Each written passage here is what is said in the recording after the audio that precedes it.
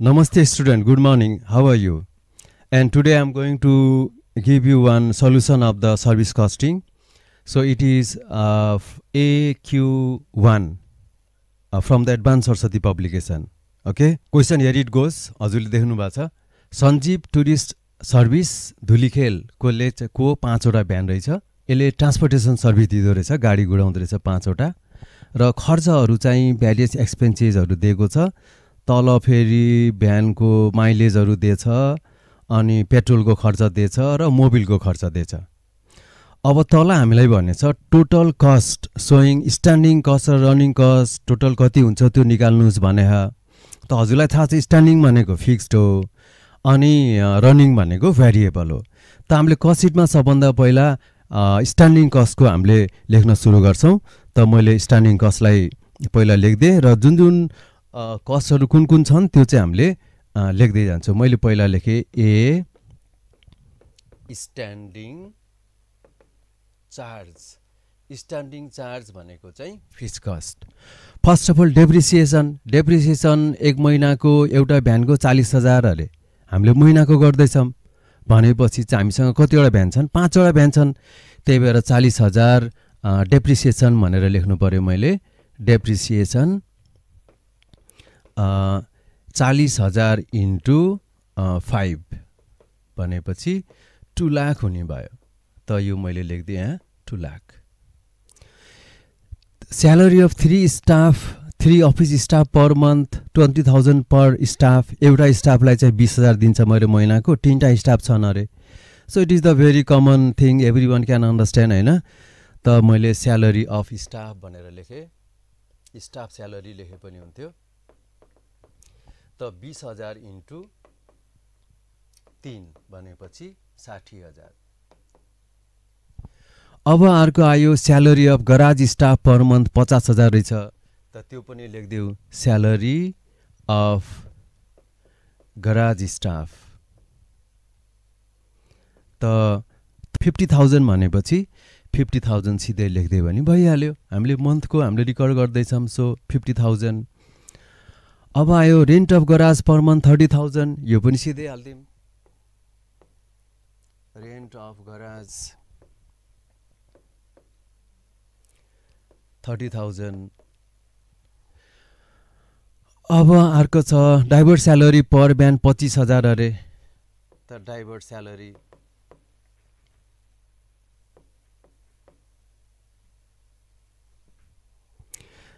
Salary चाहिँ पर van per month 25,000 भनेपछि 25,000 divide by हामीसँग त 5 वटा भ्यान छ के अरे।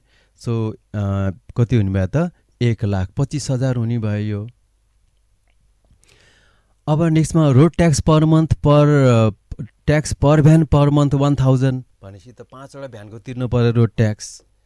त रोड ट्याक्स भनेर 1,000 into 5 because we have 5 van, that is why I have multiplied it 5,000. Insurance premium per month per van 5,000. This also should be multiplied by 5. The insurance premium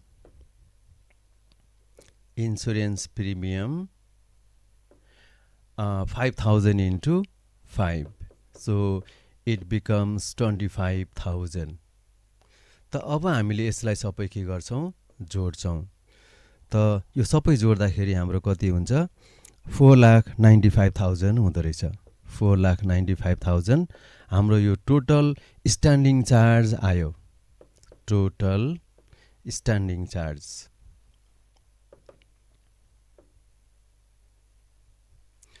अब बीमा हामीले लेख्छौँ रनिङ चार्जको। रनिङ चार्जको मैले थोरै हजुरलाई पढ्न differentiate गर्नलाई सजिलो होस् भनेर मैले कलर चेन्ज गरिदिएँ। त रनिङ चार्ज भनेर अनि रनिङको कुरा गरौँ। रनिङ भनेको भेरिएबल बुझ्नु भएको छ। त यहाँ भनेछ भ्यान चाहिँ एउटा भ्यान 2,000 एभरेजमा गुड्छ अरे, 20% चाहिँ इम्प्टी खाली गुड्छ अरे। Petrol consumption is 12 kilometre per litre. 1 लिटरले चाहिँ 12 किलोमिटर गाडी गुड्छ अरे। अनि पेट्रोलको कस्ट फेरि 105 भनेपछि टोटल कति पेट्रोल लाग्यो त्यो हामीले निकाल्न पर्यो। त कस्ट अफ पेट्रोल भनेर मैले लेख्दिएँ कस्ट अफ पेट्रोल। त त हाउ डु वी क्याल्कुलेट त भनेपछि पहिला चाहिँ हामी गुड्ने भनेको 2000 एउटा गाडी गुड्ने भनेको 2000 किलोमिटर एउटा 1 लिटरले 12 किलोमिटर माइलेज दिन्छ भने त डिभाइड बाई 12 गऱ्यो भने कति किलोमिटर कति लिटर चाहिन्छ तेल थाहा भयो इन्टु 105 गरेपछि पेट्रोलको कस्ट थाहा भयो एउटा गाडीको एउटा भ्यानको फेरि यसलाई इन्टु 5 गऱ्यो भने 5वटै भ्यानको थाहा भयो हैन त अब हामीले के गर्छौँ यसलाई चाहिँ मल्टिप्लाई गर्छौँ 2000 डिभाइड बाई 12 इन्टु 105 इन्टु 5 गर्दाखेरि 87,500 रुपिसको पेट्रोल लाग्दो रहेछ अर्को भनेको छ मोबिल वेल चाहिँ 1000 को मोबिल लाग्छ 2000 किलोमिटर गाडी गुड्यो भने भनेछ त मोबिलको पनि चार्ज हामीले हाल्दिम मोबिल चार्ज त 1000 ले 2000 किलोमिटर गुड्ने भनेपछि त 1000 मात्रै खर्च लाग्ने भयो महिनाको 1000 तर हामीसँग चाहिँ 5वटा गाडी छ भनेपछि इन्टु 5 गर्दाखेरि 5000 त हाम्रो टोटल रनिङ चार्ज आउने भयो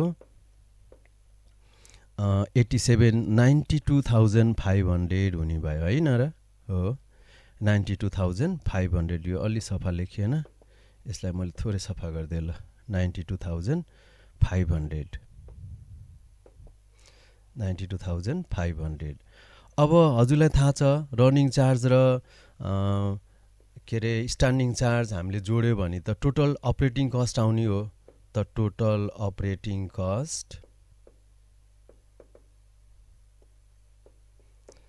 A plus B is equals to कति हुने भयो 92,500 प्लस चाहिँ 4,95,000 गर्दाखेरि 5,87,000 अनि 500 हाम्रो टोटल खर्च लाग्दो रहेछ अब क्वेसनमा सम पार्ट्सहरु मिसिङ छन् त्यसमा चाहिँ हेर्नु होला बी मा हजुरले इफेक्टिभ रन किलोमिटर निकाल्न भनेछ इफेक्टिभ रन त मैले बी भनेर लेख्दिए इफेक्टिभ रन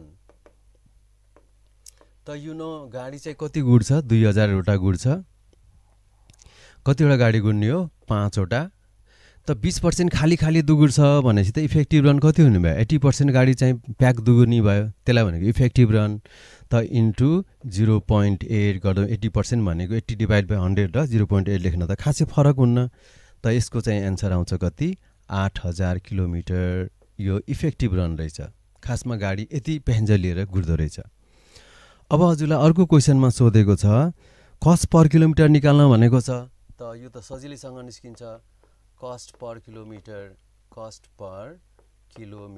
त हजुरलाई थाहा छ यसको एन्सर फर्मुला भनेको टोटल अपरेटिङ कस्ट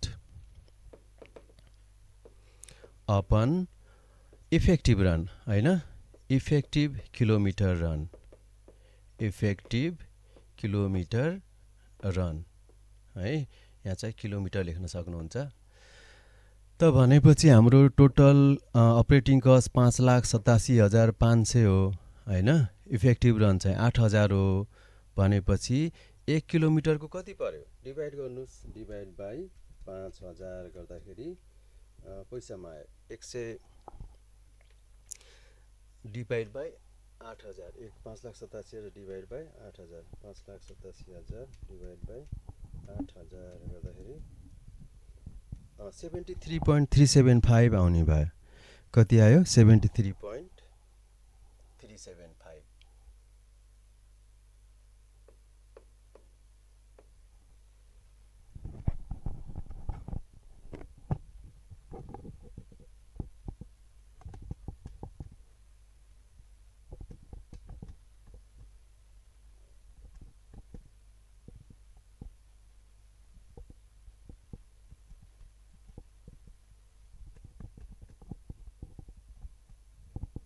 73.43 आउँदो रहेछ 73.43 लाई एप्रोक्सिमेटली चाहिँ हामीले राउन्ड फिगरमा गरेर उ लेख्दियो है 44 लेख्दियो अब चार्ज पर प्यासेन्जर किलोमिटर कति चाहिँ चार्ज गर्ने भनेछ त्यहाँ चाहिँ खासमा हामीलाई भनेछ 30% हामीलाई प्रफिट चाहियो अरे हैन साउलाई 30% नाफा चाहियो भनेपछि हामीले गाडीलाई चाहिँ 1 किलोमिटर गुडेको कति चाहिँ तिनीहरू चार्ज गर्ने त प्यासेन्जरलाई पर प्यासेन्जर किलोमिटर निकाल्ने भनेको छ।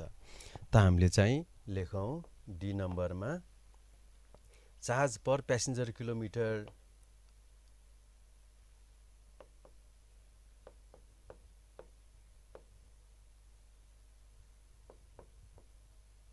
इज इक्वल्स टु यो कति हुने भयो, यति त 73.44 त हाम्रो खर्चै छ। हाम्रो चाहिँ प्रफिट चाहियो, प्रफिट चाहिँ 30% अन चार्ज प्राइस भनेछ। भनेपछि हामीले जति भन्छौँ त्यसको 40% 30% चाहियो भनेपछि हामीले के गर्न सक्छौँ 73.44 इन्टु 30 डिभाइड बाई 70 गरौँ है। यति गऱ्यो भने हाम्रो के आउँछ टोटल हामीले कति चार्ज गर्ने आउँछ त यसको चाहिँ टोटल एन्सर हामीले गरौँ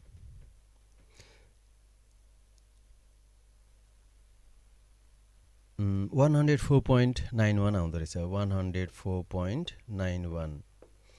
त कसैले फेरि यो चाहिँ कसरी आयो थोरै नबुझेको हुनसक्छ, वहाँ थोरै मैले बुझाएँ। हो यो जुन एरिया छ नि यो चाहिँ खासमा प्रफिट हो।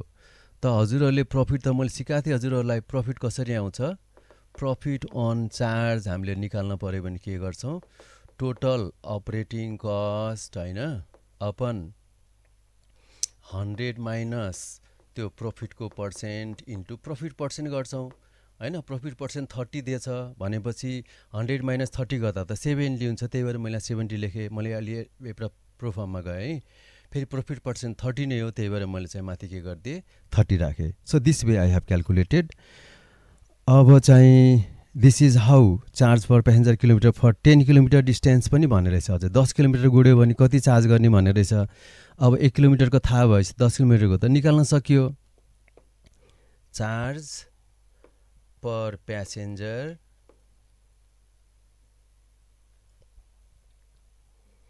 फर 10 किलोमिटर फर 10 किलोमिटर त यो त बुझ्नु भएको छ। पर किलोमिटर 104.91 लागेछ भनेपछि त 10 किलोमिटरलाई इन्टु 10 लाग्नु पर्यो। त इज इक्वल टु 104.91 इन्टु 10 गर्दा जति हुन्छ त्यति हाल्न पर्यो भनेपछि 1049.1,049.1 रुपिस लाग्ने भयो। Okay and thank you so much for listening me. अरू पनि यस्तै ग्यापहरू भयो भने हामीले दिन सक्छौँ। And specially we must thank our Pathak sir, Ghanshyam Pathak sir, because is you know the उहाँको सोच यो कन्सेप्ट हो कि क्लासहरूमा कहिले काहीँ मिस भयो भने हामीले सम्भव हुन्छ भने उहाँलाई चाहिँ अनलाइन क्लासबाट पनि घर घरमै बसेर पनि स्टुडेन्टहरूले पढ्न सकुन् भनेर गरे हो। त much more credit goes to Ghanshyam Pathak sir and for you also thank you because you are giving so much interest, and if you keep on the responding and interacting, then we'll be happy to give such classes to you. Thank you so much for listening.